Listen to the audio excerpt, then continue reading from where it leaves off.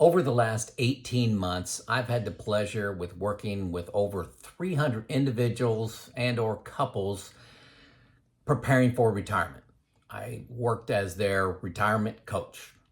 So I've got a lot of notes, a lot of great engagement with these folks, but I also learned a lot of things, found some common themes. All of them are different amounts of money, but there were some common themes in there I thought I would share with you today. I've listed 6 of them, okay? First of all, my name is Joe. I retired at the age of 54. I'm currently 59. And so what I'm trying to do with this channel is talk about my transition, things I've learned about 5 years before retirement, going through the retirement process, now 5 years on the other side, sharing some insights and learnings to help you make the decision to retire, take a little stress out of your life, maybe retire a couple years earlier. Who knows? That's what I'm trying to do here. So please take a moment now. If you've watched at least 2 of my videos, give me a like, give me a subscribe. It pushes this out to YouTube to spread the word. That's important for several reasons. Number one, I get all of my content. I'll tell you, all my content comes from comments inside of these videos. So I read them and jot down notes, and I keep a Word document of future videos that I'm currently working on. So please, let's spread this around, get a nice community going here of people that are excited about retirement. So let's begin. 6 things, common themes rather, from these 300 people, over 300 people I've talked to. I just stopped counting at 300, to be honest. Number 1, no matter how much money you have, everyone is eager to get a second and even a third opinion on their plan. Everyone is scared, folks. I know that's, not easy to admit, but going through retirement is scary. It was for me. Fear is real. If you don't manage your fear, you're going to end up working 1 more year, 2 more years, 3 more years. And if that doesn't happen and you do retire, lack of confidence to spend money is a serious issue. You may retire at the age of 60, and because of the news, because of the media, you decide, you're going to spend 60% of what you could have spent. And then you waste those years of your youth, as another YouTuber, Azul, says, don't waste your youth. You don't want to discover at 75 you could have spent more money at 65, right? So getting your plan past the test of somebody else is huge. Everybody had that common want. I actually had to stop coaching. I stopped my coaching service because of overwhelming demand. I couldn't control the number of people that wanted to work with me, and they were reaching out to me in every way possible, causing actually, I stopped it because it was just stressing me out. I loved meeting the people, but I didn't like meeting with 3 people a day, 7 days a week, and I couldn't control it lower than that. So if you're in the mode of planning your retirement and want to talk up to somebody else, everybody has that need. So I wanted to share that. I got a couple solutions I'll talk about here in a second. So number 2, 2 out of the 300 individuals that I talked to about retirement planning did not have any sizable heirs in their plan. 2 out of 300. That's 0.67%. How lucky are you feeling? So everybody has heirs in their plan. I mean, not everybody. 2 out of 300 did. And when I was doing my coaching, they sent me some background information. Quite a few of them, I would say 2/3 of them, sent a printout from New Retirement, software package I recommend. And I spent about 30 to 40 minutes going through that report and just finding like problems, not with the software, problems with their plan, the things they put into their plan.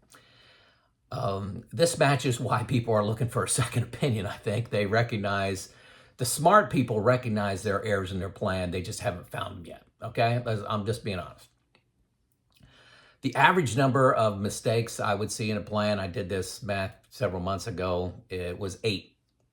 The highest number I saw was 16. So 8 errors, top errors I've seen in plans, not looking at taxes, not factoring in taxes at all, just taxes are going to be whatever they're going to be. That's scary. Can cost you a lot of money. Number 2 is not detailing your expenses, like one-time expenses like a car, new roof, furnace. They didn't put in expenses like go-go spending, those increased spending years from the time you retire to about 75, and then slow-go spending from 75 to 80 is what I use. So, if you're going to be doing some traveling or some extra things, going to buy a motorhome, is that in your plan? Most people just left that out. Number 3, what is your plan for sequence of return risk? When the market goes down, the year you retire, goes down 40%, what's your plan? Go. And you should be able to answer that in 30 seconds, okay? And quite a bit of silence when I brought that up. Number 4, rates of return assumptions. These were all over the place. Some people, the vast majority of people had incredibly low returns. Low returns, like 2%, 2.5%, 3%, 4%. Long term. So long term, I'm going to be in the total stock market index. I'm going to get 4% return. I think that's a little low. Could get that low. And, most comprehensive software packages, factor that in when they do something like Monte Carlo simulations, factor in, it could be low for, 5, 10 years. But a couple people put in really unusually high returns. I've seen 11.5% return, and I just think that's a little aggressive when you're retiring. Number 5, I think I'm on 5 now. These are bulleted, so Number 5 is, did you model an early death? Everybody's worried about living too long. What about one of you dying early and the impact on loss of Social Security and filing as a single tax filer? That you got to stress test it that way. Number 6, really, this leads into stress testing your plan. It's really easy to create a plan that works. You can just keep lowering your expenses and increase your rates of return, and the plan will eventually work, right? But how does it fail? How does your plan fail? Is it what happens to inflation, expenses, early death, rates of return? Stress test your plan to where it fails and know where it fails so you can countermeasure that. I think I'm on 7 now. One of the top errors I see is people have homemade spreadsheets. They go into Excel, create their whole plan in Excel, and then they share that with me, and I'm trying to follow the logic, and I'm asking questions and finding just how they made some assumptions and some errors in their logic, some things that they would, like taxes, let's just put in 20% tax bracket. You can get a package like New Retirement, first link below, for $120 a year that just solves everything for you, allows you to stress test, and it has some artificial intelligence to recommend improvements to your plan, keeps up with tax brackets, monitors and coaches you on timing of Social Security. To me, it is a big mistake to retire on homegrown spreadsheets. That's one of the top errors that I've seen. So those errors aren't in any order. You don't know what you don't know, folks, going into retirement. So that's why people want a second opinion. There are errors in your plan. How are you going to find them early?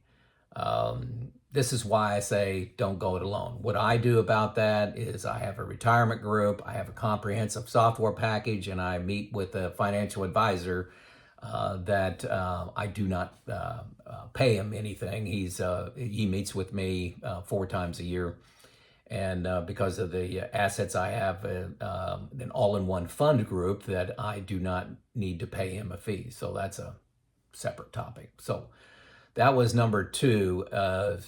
You got heirs in your plan. How are you going to find them? Do you have a good plan for finding heirs? And just looking at them again a second time yourself is not a good plan, okay? Number three common theme that I see is nearly everyone is timing their retirement with an event. And by that, I mean they're trying to get to 35 years of service, 40 years of service. They want to get to the end of a project. They're waiting for the bonus, not just reaching a financial number, not just trying to get the math to work. So I actually kind of push people a little hard on this because, are you using that as an excuse? You got plenty of money to retire, but you're trying to work. You're working 2 more years just so it's 40 years. Well, why are you doing that? And when you're 75, are you going to regret those 2 years? You're waiting for that bonus. Well, that's kind of a carrot and a stick, right? There's always another bonus out there.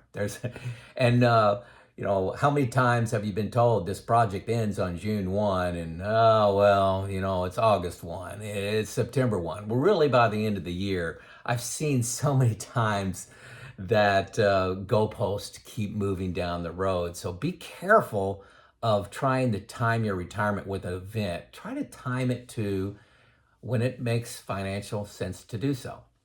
Number four, far more things. I would say 99% of the conversations that I've had with people are all about money, not what you're going to do in retirement. Retiring to something is going to be the incentive to jump, okay? If you want to have $800,000 in your IRA before you decide to retire, if you don't know what you're retiring to, what your new journey is, you're gonna buy that RV, you're going to travel, you're going to Europe, you got this Alaska trip, you're going to go spend 2 weeks with each one of your kids, whatever it is, you're going to start volunteering at some nonprofit.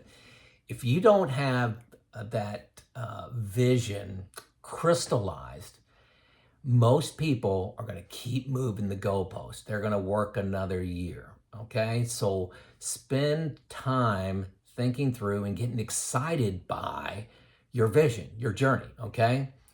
Another thing I encourage people to talk about that's always missing is your relationship with your spouse. Things are going to completely change when you're used to being away for 10, 11 hours a day, and you got these other social groups, those social groups go away, and now you're together 24/7. You need to start thinking about that. So it's a common thing. People only think about money when they're doing a retirement plan. I think that's a big miss. Number five, almost no conversations around health and stress. These are going to be huge when you retire. 3-4 months after you retire, after you stop dancing in the streets and jumping around, you're going to start thinking about your own mortality. Well, I want to be retired 30 years, but I'd like that to be healthy years. So I'm going to start thinking about eating right, exercising more, losing some weight, but also stress. People grossly underestimate the amount of stress they're in working, and stress leads to a lot of disease. Get on YouTube and type in impacts of high stress or moderate stress. And this was, this is, kind of important for me because I grossly underestimated this myself. I didn't think I was under any stress until I retired. Okay, I've made a few videos on that. But, just having the demands of your job, just waking up in the morning, setting the alarm, expectations, meetings, presentations, performance reviews, all that kind of stuff adds stress that is impacting your health, okay? So almost no discussions on that. And that's a big part of retirement. Just focus on stress, lowering your stress and getting healthy. Number 6, And this one, this is an interesting one. I really enjoyed having these conversations with people. About half the people I talked to could easily retire right now. When we were talking, they could retire, but they kept working because they were seeking the perfect plan. They had a great plan, but they were trying to get a perfect plan. They were looking for, the right timing. Like I said before, gosh, I want to finish this project. I want to get this years of service. But I end the conversation with, why aren't you retiring now?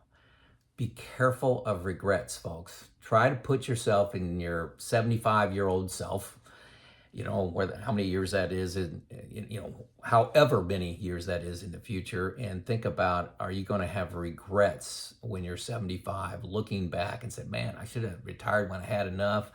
I was just scared. I was coming up with excuses. But yeah, there we go. 6 common themes from 300 or so people that are going through retirement. I'm good chance that you have some of these similar ones. If you do not, if you have something new that is stressing you and you'd like me to make a video about it, let me know in the comments. Like I said, I'm always looking for video ideas. I got a list that I may have 20 ideas I'm cooking right now, trying to see what other meat I can put on the bones of those discussions. But yeah, let me know in the comments. Show out.